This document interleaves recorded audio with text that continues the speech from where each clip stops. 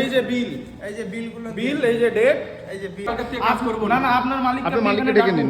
হ্যাঁ একটু বলতে পারি না ডাকলে আমরা এখান থেকে যাব না। মানে আমরা যে দাবিটা নিয়ে আসছি সেটা তো ঠিক তো, সঠিক, একদম ঠিক তো। একদম তুমি রেকর্ডিং করো, কোনো অসুবিধা নাই, হ্যাঁ। একদম সঠিক। এই যে এটা বালুরঘাটের যাওয়া শোরুম। তো আমার একটা দাদা এই শোরুম থেকে গত 3 মাস হলো একটা বাইক কিনেছে 2,70,000 টাকা দিয়ে। 3 মাস হয়ে গেল, এখনও এই শোরুম নাম্বার প্লেট দিতে পারছে না। মালিক আজকাল বলে দাদাটাকে ঘোরাচ্ছে, কোনো রকম সহযোগিতা করছে না।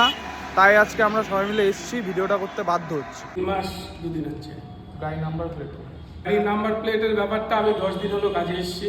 এই যে এই কাকু হচ্ছে এই শোরুমের ম্যানেজার। তো কাকুর বক্তব্য, ম্যানেজার বাবুর বক্তব্য যে আমি 10 দিন হলো কাজে ঢুকেছি, আমি এসব ব্যাপারে কিছু জানি না, তোমরা মালিকের সাথে কথা বলো। কিন্তু কাকু যথেষ্ট সহযোগিতা করেছে, কিন্তু কাকুর করার কিছুই নাই, কারণ কাকুর দাবি যে আমি নতুন এসেছি, আমি কিছুই জানি না। না না, তোমার আমি তো ক্যাশ টাকা দিয়ে গাড়ি কিনেছি নাকি? 3 দিন লাগে একটা গাড়ির নাম্বার হতে। গাড়ি দিলে হবে? গাড়ির ডকুমেন্টসটা তো লাগবে, রোডে চালাবো কি করে? এই যে দাদাটা বাইকটা কিনছে। দাদা কি বাইক কিনছিলে তুমি ওটা? আমি জাভা ইএসডি রোস্টার বাইক কিনেছিলাম। তো কোন শোরুম থেকে? আমি বালুরঘাট শোরুম থেকে কিনেছিলাম।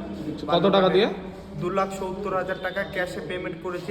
3 মাস 10 দিন হয়ে যাচ্ছে, আজ অবধি আমি কোনো গাড়ির না ডকুমেন্টস পেয়েছি না কোনো কিছু পেয়েছি। গাড়ি শুধু আমার হাতে বুঝিয়ে দিয়েছে, আর যে আমি টাকাটা দিয়েছি রিসিপ্টটা দিয়েছে ক্যাশ পেমেন্ট।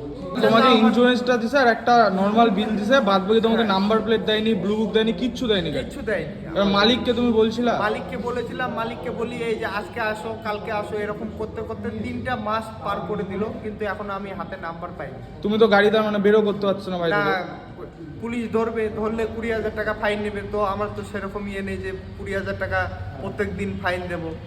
তুমি কি চাচ্ছ এখন?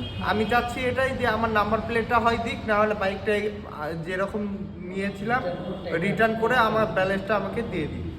তো শেষে এখানে তো মালিক আসলোই না যাওয়া শোরুমে, মানে নিজের শোরুমে আসলোই না মালিক, ম্যানেজারকে দিয়ে চালিয়ে দিল। আমরা মালদা শোরুমে ফোন করেছিলাম, মালদা শোরুম থেকে বললো এই মালিক অলরেডি অনেক মানুষের সাথে এরকম ফ্রড করছে।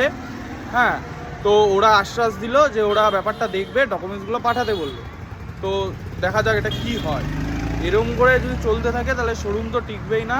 আর আমাদের মতো যারা ক্যাশ টাকা দিয়ে হোক বা লোনে গাড়ি কিনছে, তারা নানান রকম সমস্যার মধ্যে পড়তে থাকবে।